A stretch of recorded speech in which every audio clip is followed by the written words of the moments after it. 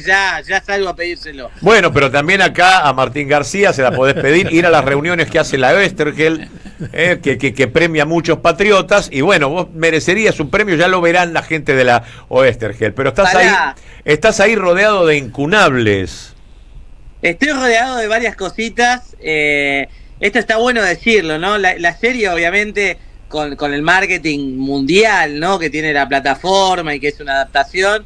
Lo bueno que le da un poquito de oxígeno nuevamente a la historieta. Yo recuerdo estar hablando del Eternauta hace 10, 15 años atrás y la gente medio como que no entendía y había muchos que no la habían leído todavía. Claro. ¿No? Creo que ojalá esto impulse un poquito esta bandera que varios somos los que la llevamos, sobre todo los que amamos a la historieta argentina y a nuestra cultura, ¿no? Bueno, hubo un presidente que inclusive la sacó de las lecturas obligatorias en las escuelas, que fue Mauricio Macri. Él lo sacó al Eternauta. O sea, hay alguna animadversión política con esto, más allá de todo lo que se le hizo al autor, a las hijas y a los bebés, pero hay una animadversión especial. Sin embargo, bueno, atravesaste todas las épocas y al final te hiciste coleccionista porque no podías saber cuál era el final. Exactamente, yo, digamos, obviamente mi padre había leído en su momento la historieta Hora Cero, era, digamos, una revista semanal muy conocida en la década del 50, a mediados de los años 50, y me había contado que había leído una historia de ciencia ficción increíble. Y obviamente, digamos, en la década del 90, yo soy generación del 80, sí, muchos años después, apareció en un kiosco de la zona de Retiro una edición hermosa, que era una edición en colores, y la empecé a leer porque era por fascículos, mi hermano me la compraba, venía, es más, en aquel entonces estaba, digamos, comenzando la colimba, mi hermano todavía estaba en el servicio militar, sí, y una de las cosas que me traía por semana era la revistita y yo estaba feliz de eso, hasta que obviamente la distribución se descontinuó, es decir, no le llegaron a ningún kiosco de la zona la distribución. Y por muchos años no supe el final. Con lo cual empecé, claro, pero además empecé a buscar por todos lados, y eso es un poco lo que me está pasando en redes, que muchos me dicen, no, pero la historieta la encontraba así, en las bibliotecas de la gente estaba, yo en mi biblioteca no estaba. Claro, y además había muchos fascículos, porque se empezó a vender mucho en fascículos. La gente de la década del 70, de la década del 60, las tenía guardadas en la biblioteca como las revistas del Tony, como viste, muchos fascículos, sí, claro, perdidos. Sí. La gente me empezó a ayudar, me dijo, ¿cómo no? Yo la leí, no me acuerdo el final. Y me entregaban fascículos, pero ya los tenía. Entonces, fascículo 1 tengo 400.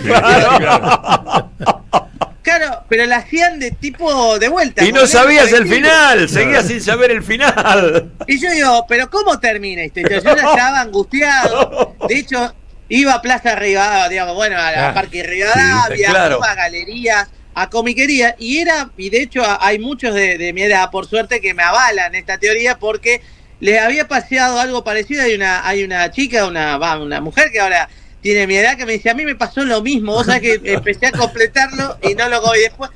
Por eso no era fácil la lectura del Eternauta, esto hay que decirlo, porque muchos dicen, no, esa estaba fácil, sí, si lo tenés en tu biblioteca, sí, pero si no era, no corre por ahí, está a la venta como ahora. Claro. Ahora está lleno. Digo, hoy, digamos, verlo con el diario el lunes es súper fácil. Claro. Pero bueno, así comencé a tener una colección que la gente mis amigos venían y veían un montón de fascículos de Eternauta, no sabían de qué se trataba eso, una historieta vieja, decían, ¿qué estás leyendo? ¿Y qué estás coleccionando? Me decían. Y porque empezaron a venir las ediciones especiales o extranjeras. Es todo claro. Bueno, yo empecé a leer digamos, con esto creo que no lo dije, pero yo terminé en el capítulo, en el fascículo 10, 11, ahora no recuerdo muy bien, y empecé a leer el Eternauta 2. Es decir, agarré una continuación que no tenía nada que ver, y también la narrativa, claro, porque conseguí una versión narrativa que salía en una revista que se llamaba la revista del Eternauta, que acá voy a mostrar unas, yo empiezo a mostrar algunas cositas. Dale, mostrá lo que tenés. Esta revista se llamaba El Eternauta, y es una revista que tuvo solamente 15 números. Opa. Donde adentro, digamos, de la revista está el Eternauta narrativo, es decir, no es una historieta. y es una continuación directa de lo que era el Eternauta que todos conocemos de la primera edición del 57. Y es muy interesante. O sea que puede haber una cuarta temporada. Si les da mucha guita a la gente de Netflix, te hacen la cuarta con eso, con esa narrativa de la continuidad. Un Juan Salvo de 90 años. Y tienen miren acá, miren cómo arranca, ¿no? El tiempo hizo lo suyo. Ahí está, ¿no? Claro. Y es todo narrativo, ¿eh? Tiene dibujos de Solano López. Pero era una cuestión, es más, es un capítulo que es un refugio, se refugian en el Delta, y todo ocurre en es un muy lindo final también, no lo voy a spoilear, pero es como un final alternativo. Un final alternativo, mira qué bien. Y yo empecé a leer esto, y empecé a leer también la segunda parte, empecé a ver segunda parte, la tercera, y recién ahí pude terminar la primera parte, ya cuando vino los libros que ya todos conocemos, que son libros más cercanos. Bueno, justo voy a mostrar una edición brasilera. Eternauta. Los tomos. Sí, claro. Los tomos donde ya en blanco y negro, cosa que yo lo venía leyendo en colores. Sí. Con lo cual después empezaron a haber muchas ediciones en colores, ediciones récord, y así es como empecé a tener fama entre los colegas, incluso yo dedicándome al cine y al guión. En el medio, en la industria audiovisual, siempre el sueño de cualquier cineasta era hacer el Eternauta. Sí, claro, lo decía recién acá Osvaldo Papaleo, que con Aristarain tuvieron la intención de hacerlo, pero también la familia estuvo muy involucrada siempre en saber y cuidar a quién, cómo y qué requisitos, reticente más que nada, hasta este momento donde un nieto parece que tuvo mayor peso y dio el vía libre, porque tenía las garantías, me parece, de hacerlo, que también lo tenía Osvaldo, pero era otra época. Era otra época. Yo había tenido en su momento, yo había ido a una charla, me acuerdo, yo recién era estudiante, recién he graduado estudiante de cine. Obviamente yo quería hacer, yo tengo el guión escrito de mi época, cuando era estudiante había empezado a hacer el guión del Eternauta, todos estaban queriendo hacer, y fue una charla. Me acuerdo, era un profesor de la Universidad del Cine que estaba con ese proyecto. Después pasó un proyecto más ambicioso con Lucrecia Martel. Sí. Digamos, estuvo Aristarain, estuvo en su momento, bueno, si uno habla con otros directores, Cifrón, Campanella, Jorge Nisco, todos quisieron hacer el Eternauta. Y me acuerdo que Lucrecia había hecho una versión con la cual a mí me llegó esa versión, la pude leer, y la verdad era una versión bastante diferente, una versión muy libre para lo que era la obra, y eso no le había gustado, no había una seguridad entre las partes, ¿no? Y eso quedó siempre era como un proyecto que quedaba trunco. Y de hecho este proyecto también estuvo a punto de quedar trunco, esto lo comento porque en el 2019 me llama una persona que empezó a colaborar con la producción, y una de las cosas que me había dicho era que ya estaban empezando el tema con los elencos, con el arte, es lo primero que se empezó a hacer. Sí. Y después vino la pandemia. Claro. Automáticamente vino la pandemia. O sea, Netflix, digamos, empieza a darle la luz verde al proyecto. Y viene la pandemia. Y ya el año de pandemia, yo digo, esto de vuelta no se va a hacer. ¿Viste? Estuvo muy rápido Stañaro de aprovechar la pandemia y hacer todo Vicente López y Saavedra con drones, con poca gente. O sea, se registró para después usarlo como una especie de croma, ¿no? Pero se registró con drones en 3D la ciudad de Buenos Aires y parte de la provincia de Buenos Aires, para después ponerlo en pantalla y en efecto especial. Pero la ciudad estaba semi vacía. Entonces fue un hallazgo tener una pandemia, si no, no lo podés hacer. Incluso la pandemia tenía esa atmósfera y ese espíritu que tiene la historieta, ¿no? Uno dice, bueno, encerrados en una casa, bueno, el virus nos tuvo por mucho tiempo encerrado y con el miedo, ¿no? No, y los gallegos con el apagón.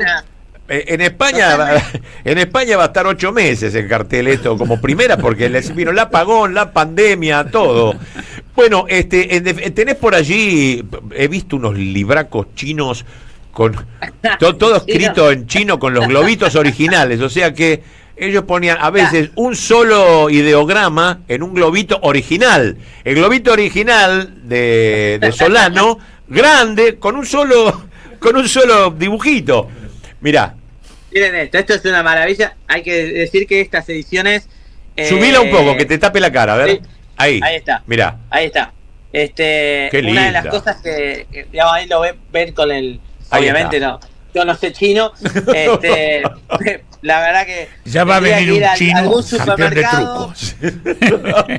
Quiero ver, a ver, voy a testear con algún supermercado, algún amigo acá, colega de algún market que hay por acá, para ver si realmente está bien traducido. Está muy bien, claro.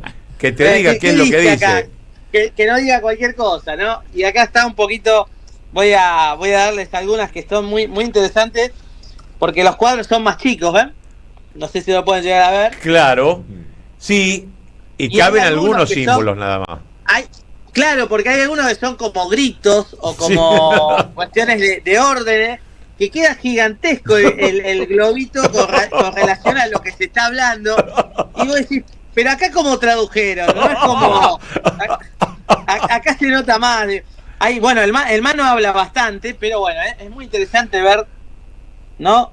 ¿Hasta dónde llegó esta historieta, no? ¿Hasta dónde? Esa fue una iniciativa de Sabino Vaca Narvaja. ¿Sabino Vaca Narvaja? Que organizó la edición china y se distribuyó por toda China. El embajador que tuvo en China, el gobierno de Alberto Fernández. Me dijo un ejemplar de regalo, Sabino. Mirá vos. Sí.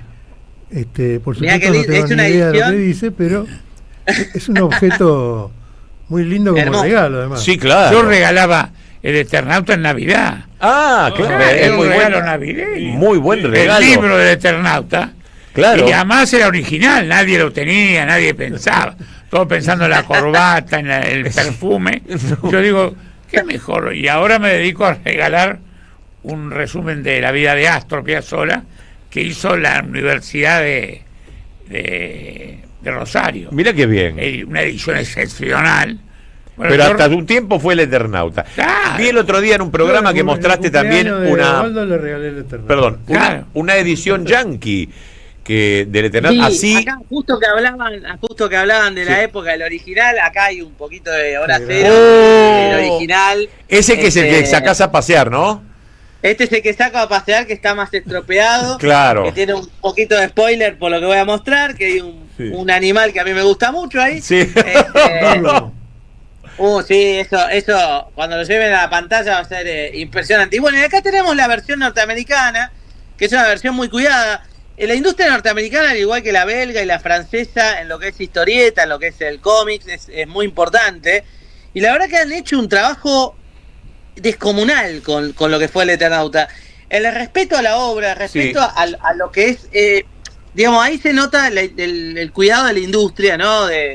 Acá la estoy mostrando como para que se pueda ver, que es dentro de una caja, de una caja, y la caja uno la saca y tiene es una edición increíble. Pero tiene un vidriecito. Exacto, y tiene el efectito de... muy bien.